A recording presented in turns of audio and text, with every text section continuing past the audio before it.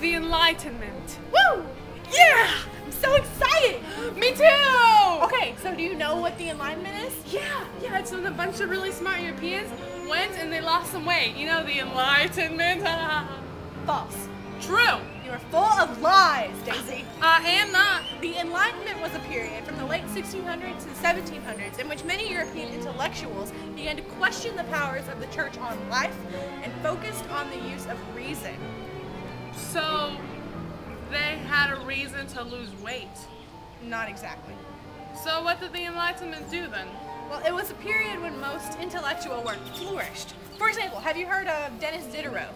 He sings that "Never Gonna Give You Up" song, right? No. You know what an encyclopedia is? Psh, I'm not stupid. Well, Diderot wrote the first volume of the encyclopedia in 1751. That's awesome. I know. And Immanuel Kant, he's the guy in this clip. Take a look. I'm Immanuel Kant! Oh no, I breathed in the disease! I'm Immanuel Kant! OCD freak. Yeah, he was OCD, but he was also a philosopher. In 1781, he wrote a book called Critique of Pure Reason, which promoted rational inquiry. What does that mean? It means Kant thought it was good for people to ask questions. So I can ask why the Enlightenment doesn't mean that a bunch of Europeans got smart and lost weight for a reason? No. Lame. Anyway, a lot of these Enlightenment philosophers... Were fat.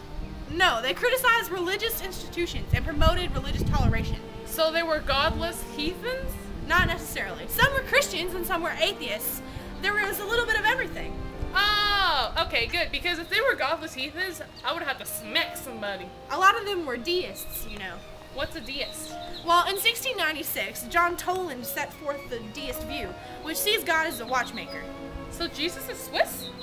No. Jesus is like a watchmaker in that he creates the clock, or the world, and leaves it to run on its own. So he was involved in the creation, and he knew what was going to happen to the clock, but he isn't actively involved in its everyday workings. Huh. So what else was going on during this crazy European dieting phase? Well, David Hume, a Scottish guy, claimed miracles could not be proven in an inquiry concerning human understanding. I'll tell you what can't be proven. That the Europeans weren't losing weight during the Enlightenment. Shut up. No! You done being a fail now? Yeah, I think so. Okay, good. So there's this French guy named Voltaire. His real name was Francis Marie Arcueil. How do you even know that? I took French, duh. You never cease to amaze me. I know. Well, do you know what he wrote? A diet book. Not in the least bit. Dang it. He wrote a book called Candide, which is very sarcastic and satiric. It criticized the Catholic Church, as well as adventure and romance stories. So it was funny? I guess. I've never read it. I thought you were a big reader between the two of us. I thought we discussed that I can't freaking read! Oh, I forgot. Jeez. The next book that I can't read is The Spirit of the Laws by Charles de Montesquieu. And what's it about? Well, a lot of these enlightened folks... The ones who lost a lot of weight? Yeah, we'll go with that. A lot of these enlightened folks wanted government reforms, but they argued over the best form of government. So what did the Montesquieu fool think? Well, he basically wanted constitutional limits on monarchies. So he wanted to limit monarchy? That's pretty much what I said, isn't it? Don't get an attitude. You're the one who thinks the Enlightenment was some kind Shut of up, diet. Kristen! Anyway, the next guy was Jean-Jacques Rousseau. Isn't your trombone named Jacques? Well, it's pronounced Jacques, but yes. Rousseau promoted democracy and personal freedom in his book, The Social Contract. Huh. What sucks about the Enlightenment, though, is that even though they were kind of getting all intellectual and skinny, they weren't really interested in women's rights. Oh, no, they didn't. Oh, but they did. While there were some salons... Beauty salons? No, salons. They're like meeting places. Kind of a place where the intellectuals would share ideas. Anyway, sometimes the salons were run by women. Oh! Score 1 point for women gender. But most people didn't really care about women. Philosophers wanted universal standards of justice and uniform law, but they weren't interested in extending rights. Misogynists! Daisy, chill. You remember what happened last time? Okay. Go on. Voltaire. Francis Marie Arcueil. that guy, defeated persecuted French Protestants, and Cesare Beccaria espoused justice and protested against torture on crimes and punishments. What about women? What about them? Well, didn't they do anything? Well, Mary Wollstonecraft argued for women's rights in her book, A Vindication of the Rights of Women. I love her! She was pretty cool, I guess. All the single ladies! All the single ladies! All the single ladies! All the single ladies! What oh oh oh oh oh oh oh what oh what oh oh. Okay, so what are the kinds of cool diet books that people in the Enlightenment write? A lot of the thinkers thought that mankind was changeable, and the class system and social categories were not necessary. They thought you should be able to move from class to class. Like from algebra to calculus. Ew, math, gross. No, like from the middle class to the upper class. Oh, cool. John Locke, an English philosopher, called the mind tabula rasa. I know what that means. Oh, what is it? It's that weird Chinese calculator thing. No. It means blank slate, and he thought that people could learn and improve their social standings. Sorry. Rousseau also suggested in his book Emile that men could be molded with education. And ladies? Well, I didn't want to say it because I knew you'd get angry, but he thought that women should be subordinate to men. I'm gonna castrate him. He's dead. I'm gonna castrate his corpse. Have fun with that. Oh, I will.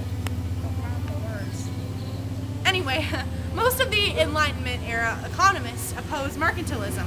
The most important of these was Adam Smith. Oh god, no! I'm having Mr. Molden flashbacks! It's gonna be okay. It's gonna be okay. Adam Smith promoted the free markets and specialization of labor in his book, The Wealth of Nations. Mr. Molden promoted social awkwardness in his class. Let's not talk about that, okay?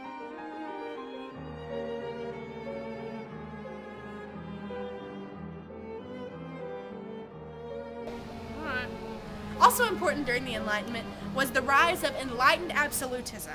Absolute rulers adopted the Enlightenment ideas, and their reigns corresponded with Enlightenment philosophy, but these rulers did not fundamentally change absolutist rule. What does that mean? It means that the kings and queens of 3 countries, we'll get to them momentarily, took into account the changes of the Enlightenment and tried to use some of the concepts, but they couldn't completely change the way they ruled. So who were these guys? Well, first was Russia's Catherine the Great. She established schools for nobles, printing presses, and clarified the rights of the nobility. She seems pretty cool. Until you see that she imprisoned her opponents, maintained censorship, and kept serfdom in place. Oh. The Pugachev Rebellion. Pugachev is a funny word. The Pugachev Rebellion involved a peasant revolt, but she suppressed it, and Russia continued to expand westward. In Austria, there is Maria Theresa, who worked to end the mistreatment of peasants. Yay! She had help from Joseph II, who abolished serfdom and promoted religious toleration. Let's move to Austria. Well, Joseph II also imposed more taxes on peasants. Just kidding. In Prussia, Frederick the Great supported arts and education, admired Voltaire, reformed the justice system, improved agriculture, and wrote a law code. He wins! Yes! These reforms strengthened and streamlined the Russian state. Yeah! But the tax burden still fell on peasants and townspeople. Poor peasants, they just get screwed, don't they? Basically. Money for the poor. I'm so poor. Money. No! Need money for the poor. No! Too bad! Sir, do you have money? No! Money for the poor. Oh, play with the dogs, Poor. you master. I'm poor. No money. Poor. No! Anyway, that's pretty much the Enlightenment. Cool! I shall use her tips on how to lose weight. Oh!